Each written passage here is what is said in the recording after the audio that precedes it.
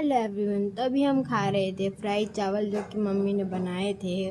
Mummy खिला रही थी वंशिका को और रुद्र को। मम्मी रुद्र के लिए भी लाई थी और वंशिका के लिए भी। फिर मैंने खाया क्योंकि मुझे भूख लग रही थी। देखो मैं कैसे खाती हूँ रुद्र और रुद्र बिस्किट खा रहा था बट इसने मेरे को बिस्किट नहीं दिया और हम लोग फिर मस्ती करने लग गए। फिर हो गई थी, सो गए थे हम।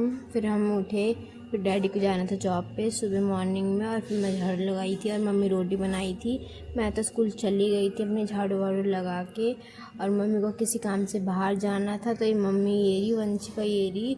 मम्मी को पता नहीं क्या काम था, तो मेरे को भी नहीं पता। और मैं जब घर पे आई तो मेरे को मम्मी नहीं मिली घर पे।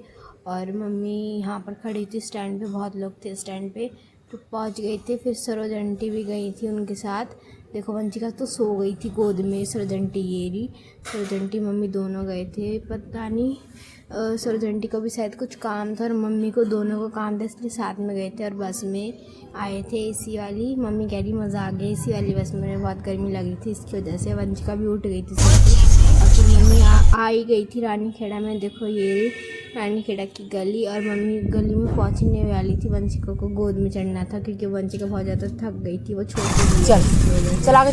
फिर हम पहुंच गए थे दुकान के पास। मैं उधर खड़ी थी बाइक के पीछे और मैं मिल गई, इससे चिपक गई मेरे से वंशिका। फिर मम्मी आई, फिर मम्मी ने बोला कि तूने कुछ काम नहीं करा, तो मेरे को भूख लगी थी, कुछ नहीं खाया था, इसलिए मैंने मैगी बनाई अपने लिए। मैं प्याज काट रही थी, जो बहुत भूख लग रही थी। मैंने मैगी बनाई, चाय पी और चाय पी के फिर मैं तो ट्यूशन चली गई थी। वंशिका ये लोग मस्ती कर रहे थे।